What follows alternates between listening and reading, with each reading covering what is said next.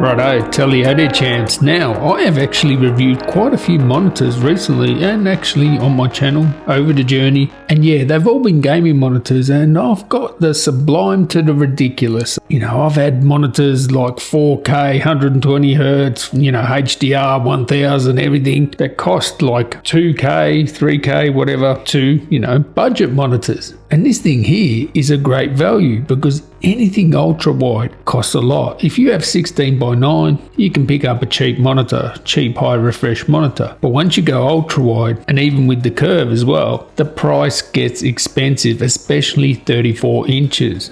And I've reviewed 34-inch ultra wides before and they were much more expensive than this monitor. So this monitor I'm reviewing today is the AOC CU34G2X. But even though this is such a great value, everything's there. 34 inches, good size, 3440 by 1440, ultra wide panel, 144 Hertz. Says 1 millisecond response. It's a VA panel. It's actually got a nice color gamut on it. I actually measured over 100% sRGB, so that's good. It is adaptive sync, has a 21:9 aspect ratio, and it says 300 nits, but I actually measured just over 260, which for most people will probably be enough. Although I do like to see monitors at least, you know, sort of 300 nits, but I didn't have any issues with this because this thing actually had a really good picture on it. So we're having a look at it. Obviously, you get a 3-year warranty with it, so that's good. Comes with HDMI cable, DisplayPort cable, and obviously the power cable, 2 HDMI 2.0 ports, and a DisplayPort 1.4.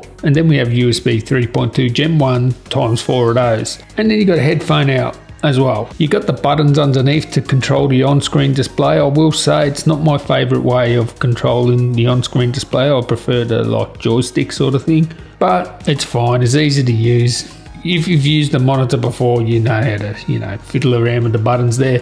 So the build quality is fine, and let me know, do you like the look of it? That's going to be subjective, and it does have a nice range of movement. So I like that it has all that adjustment so I can get it where I want it. And I've got to say, I've been using this for the last 3 laptops I've reviewed, the Alienware, the Scar, and actually the XPS 15. I hooked them all up to this, and yeah, I love it. I mean, I'm not the biggest ultra wide guy. I don't know if I'd actually get one, but I can see why, right? When I use this in Flight Simulator, and yeah, that's what I've been playing mostly on this, it's a joy to behold. Good picture on it, nice saturation, nice contrast. It doesn't look washed out, it doesn't ghost. The response time is good. I don't get any laggy issues or tearing or ghosting or anything like that. It seems good, and it's what I want. 144 Hertz. Actually, I was running at 120 Hertz. All the laptops would only do 120. I think that's a limitation of the HDMI. But yeah, get up close, get immersive, a good picture on it. You're not going to complain with that. And good gaming performance. You know, 120 Hertz, ultra wide, it is good. I mean, with Flight Simulator, you don't get to, you know, the high frames that you need to, you know, take use out of the 120 Hertz that I'm actually using. But you get that immersive feeling, and it looks, even with the sunlight coming in this room, the 260 nits actually held up. It was actually pretty good. I hope you can see the actual picture on the display looks really good. I hope that's coming across. And I've been doing benchmarking, so I've been playing lots of different games on this monitor, and woof, when you get the frames up, you get in close, get that nice connected feeling. I gotta say, I don't think there's anything at this price point that can beat it. There are other ultra wides that cost far more than this. Maybe they're better, but this has everything you need, and it gives you the proper gaming experience, the high refresh,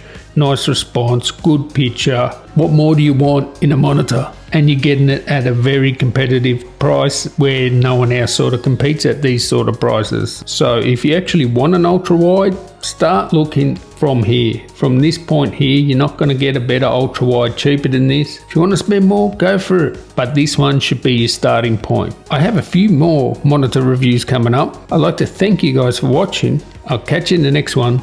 Tally ho.